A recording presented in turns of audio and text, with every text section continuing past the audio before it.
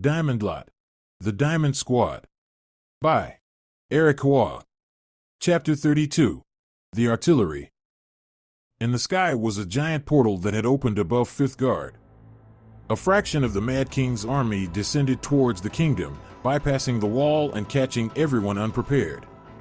A mixture of goblins and orcs surrounded Annabelle and Alex, preventing them from meeting up with the queen. Then there was a giant ogre, backed up by a whole battalion of goblins and orcs that were in the same vicinity as Rihanna, Jet, Rylin, and Admiral Sam. Compounding their problems was a once great paladin who had fallen into the Mad King's mind control, who appeared before Naz, Gia, Zaid, Sebastian, Chelsea, Lilu, and Zoe. Finally, one of the greatest terrors flew above the sky, circling all of Fifthguard, the dreaded Spectre Rider. With everyone scattered thin, they needed a way to regroup. Queen Victoria told Charlotte that at the top of the castle was a giant war horn that could be heard through the entire kingdom, but they needed someone with strong lungs to sound it. Immediately they all looked at Kevin. They were about to move towards the location of the war horn, but crashing into the castle halls were a band of orcs, riding on the hyenas. One of the hyenas attempted to take a bite at Kevin. Charlotte kicked the hyena's jaws and caused it to dislocate. She had all the hyena's attention on her, and she told Sirit to protect the queen and guide Kevin to the war horn. Charlotte surprised one of the hyena riders by jumping into the air and kicking one of them off their mount. She then pulled the reins of the hyena that she was on and commanded it to run in the opposite direction from her allies. The other riders chased after the lone fighter, leaving the others free to reach the war horn.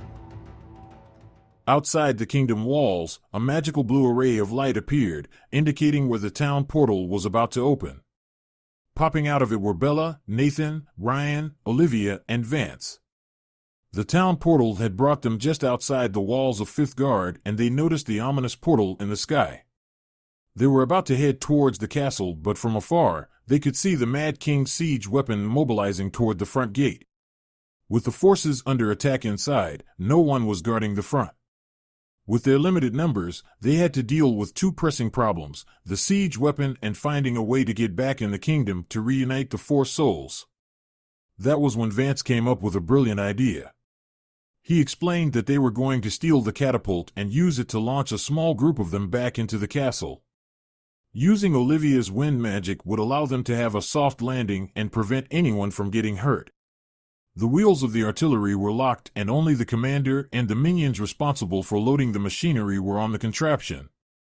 Every other enemy soldiers were on the ground, waiting for the siege weapon to strike. With the ammunition units about to load up the catapult, some arrows flew out of nowhere, knocking out the commander and one of the ammunition units. That put all the other minions on high alert, but the large group were instantly all sent flying into the air as Nathan came spinning in with his giant sword.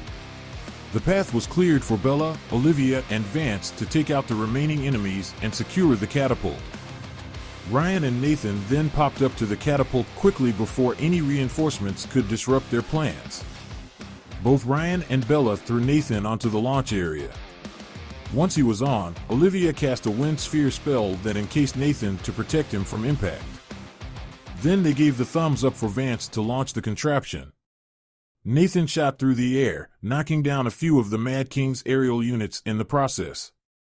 He then crashed onto the top walls of the castle, but he was relatively unharmed. Seeing their plan work, Ryan was up next, and they repeated the process where he was shielded by the spell and then launched safely onto the castle walls. They had successfully launched everyone they needed to, but Olivia told Bella to go with Ryan and Nathan as Vance would support her here. Bella didn't agree, but before she could speak they saw the horde of goblins and orcs racing towards their position. Bella was ready to fight, but Vance snuck up and pushed her onto the bucket of the catapult. She tried to get out, but Olivia cast the windshield, which locked her from moving. Vance then launched her away, and she also safely landed on the castle wall. Olivia and Vance were now focused on taking out the artillery. Olivia saw the oncoming reinforcements heading their way and used her wind magic to blow the enemy away. However, their numbers were endless, so Olivia had to switch to casting a barrier spell around the entire catapult. She did her best to hold the force field, but it was beginning to crack from the minions smashing their weapons against it. She urged Vance to hurry up. Vance used his ice magic to freeze the critical points of the catapult. Then he struck it with his lightning spell, breaking the support of the entire machinery. Once it was disarmed, Olivia finally lowered the shield, allowing the enemy to enter onto the catapult. That was when Vance grabbed his sister and then used his teleport spell. The mages vanished, leaving the horde confused with a collapsing catapult. A bunch of them got caught as the parts of the weapon fell onto them, taking out a fair portion of the army. Reappearing about a kilometer away, Vance and Olivia sat on the ground as they narrowly escaped being surrounded. They high-fived each other to celebrate how they successfully disarmed the catapult, but their celebration would be cut short. They looked onward to find that there were many more catapults on their way. They were already exhausted from taking one down, but they refused to quit. They were about to make their way to the next weapon, but their path was blocked as the enemy forces reappeared and had them surrounded. Olivia and Vance had no choice. This was where they had to make their stand, but suddenly a squadron of air units came descending towards them.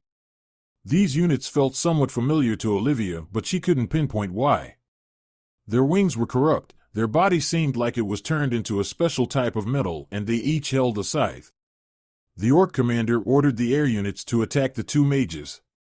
Olivia and Vance were ready to take on the insurmountable number of enemies, but before they could, the aerial units that had descended upon them made their first move.